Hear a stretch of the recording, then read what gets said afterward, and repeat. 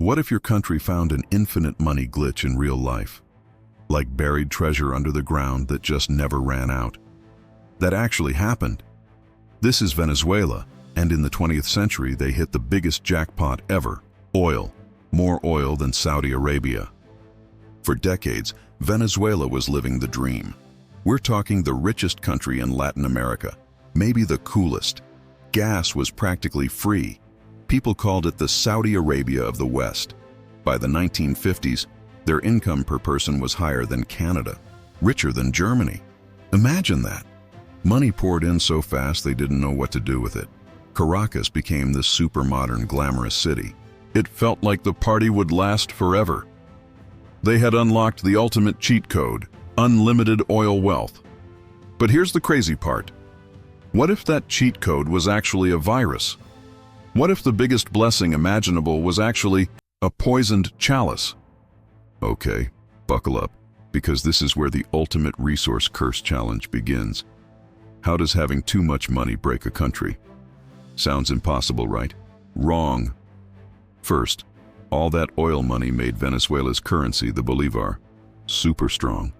Awesome, right? No. It made everything else they produced, coffee, cocoa, anything not oil, way too expensive for other countries to buy.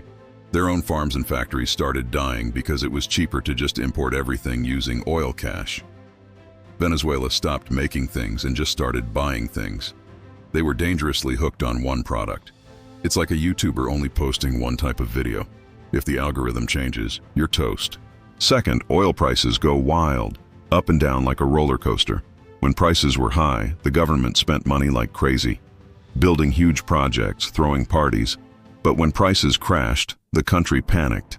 Instead of saving during the good times, they borrowed huge amounts of money, thinking the boom would come back. They were trapped in a cycle of manic spending and crushing debt. Third, and this is the big one, corruption. When there's trillions of dollars flowing through one state-owned oil company, PDVSA, guess what happens? People get greedy. Controlling that oil money became the ultimate prize. Billions just vanished, stolen, wasted on useless projects, handed out to friends. The infinite money glitch wasn't building the future, it was lining pockets. By the 1980s, the party was clearly over. Despite massive oil wealth, the country was drowning in debt. Inequality was exploding. The rich got richer, the poor got angry. In 1989, it finally blew up. Riots in Caracas, the Caracazo. People were literally fighting over food. The dream was turning into a nightmare.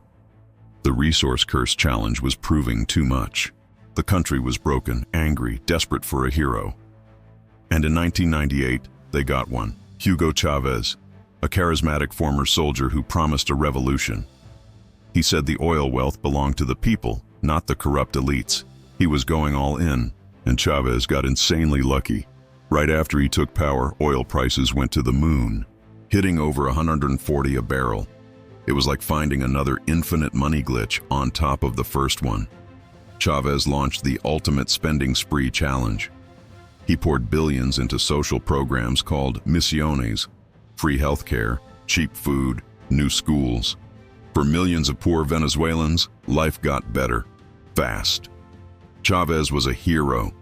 He was sticking it to the rich, sticking it to America. But here's the twist. He was making the same mistakes as before, just bigger. He doubled down on oil dependency. He nationalized huge parts of the economy, scaring away investment. He fired thousands of skilled workers from the state oil company, PDVSA, and replaced them with political buddies. So even with record oil prices, actual oil production started to fall. How is that even possible? He spent billions subsidizing imports, killing off the last bits of Venezuelan farming and industry, and he paid for it all by borrowing even more money and starting to print bolivars like crazy. He wasn't fixing the resource curse, he was mainlining it. Chávez was betting everything, the entire country, on oil prices staying sky high forever. It was the biggest, most reckless gamble imaginable. Chávez died in 2013 and passed the torch to Nicolás Maduro, and almost immediately, the gamble failed. Oil prices didn't just dip, they crashed, plummeting below $30 a barrel. Venezuela's only source of income just vanished. Now the hyperinflation nightmare challenge began. The government had massive debts and social programs to pay for, but no money coming in. Maduro's only move? Print more money, way more. And this is where things go completely off the rails. Prices started doubling every month, then every week, then every day.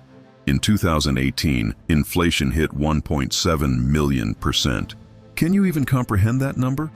It looks like a number from a sci-fi movie. Money became literally worthless.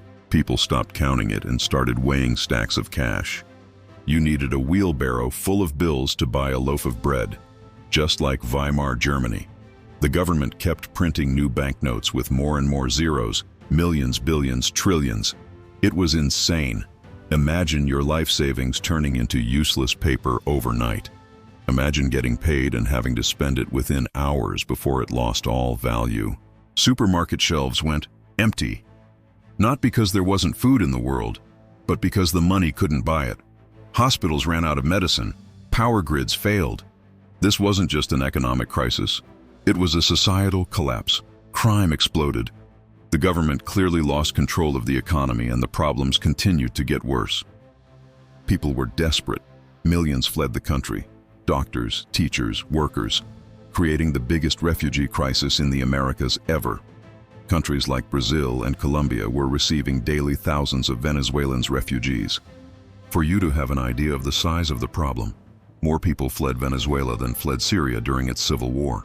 Maduro blamed America, blamed sanctions, blamed an economic war. But the reality was clear. The infinite money glitch, the resource curse, had finally unleashed its ultimate destruction. So, what's the situation today? Venezuela is still trapped. Hyperinflation technically ended because nobody uses the bolivar anymore. The US dollar has taken over on the streets, but the economy is shattered. Oil production is a tiny fraction of what it once was. Millions still live in poverty. Millions have left and may never return.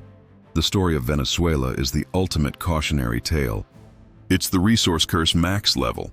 Having the world's biggest oil reserves didn't guarantee wealth. It guaranteed disaster. Why? Because that easy money destroyed everything else. It killed industry. It fueled corruption. It allowed crazy political gambles. It proved that true wealth isn't what you dig out of the ground. It's what you build, what you create. Venezuela had the ultimate cheat code, the infinite money glitch, and it led them straight to ruin. The poison chalice strikes again. What country's crazy economic story should we do next? Let me know. Like and subscribe for more videos.